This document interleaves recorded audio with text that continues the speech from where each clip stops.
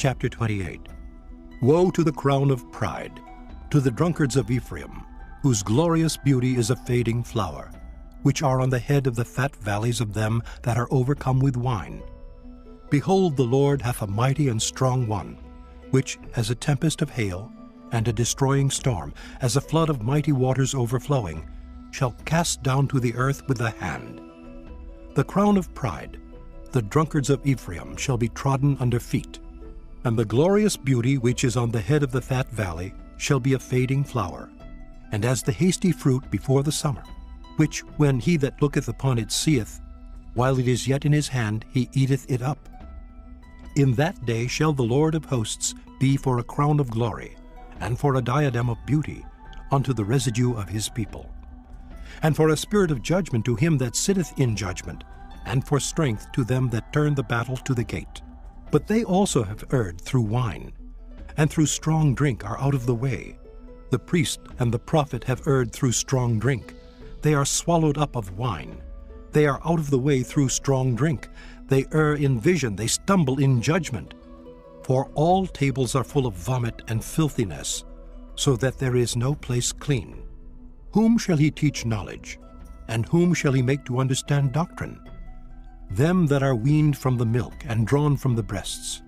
For precept must be upon precept, precept upon precept, line upon line, line upon line, here a little and there a little. For with stammering lips and another tongue will he speak to this people.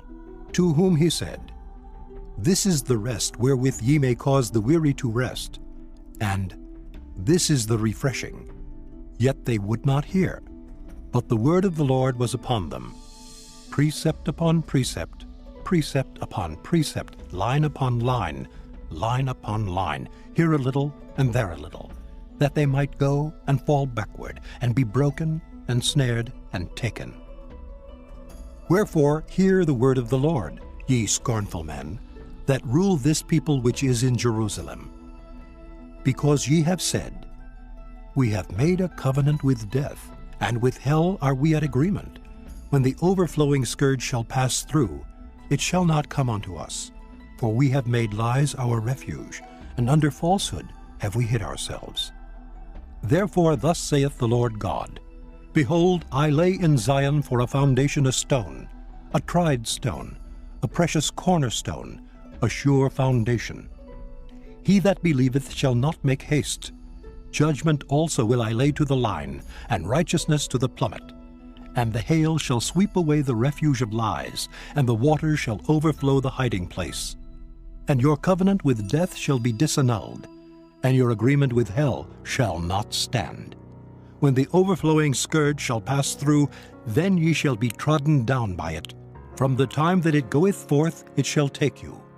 For morning by morning shall it pass over, by day and by night. And it shall be a vexation only to understand the report.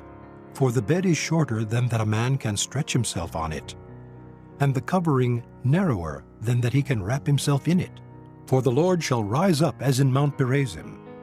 He shall be wroth as in the valley of Gibeon, that he may do his work, his strange work, and bring to pass his act, his strange act. Now therefore be ye not mockers, lest your bands be made strong. For I have heard from the Lord God of hosts a consumption, even determined upon the whole earth. Give ye ear and hear my voice. Hearken and hear my speech. Doth the plowman plow all day to sow? Doth he open and break the clods of his ground? When he hath made plain the face thereof, doth he not cast abroad the fitches, and scatter the cumin, and cast in the principal wheat, and the appointed barley, and the rye in their place? For his God doth instruct him to discretion, and doth teach him. For the fitches are not threshed with a threshing instrument, neither is a cartwheel turned about upon the cumin, but the fitches are beaten out with a staff, and the cumin with a rod. Bread corn is bruised, because he will not ever be threshing it, nor break it with the wheel of his cart, nor bruise it with his horsemen.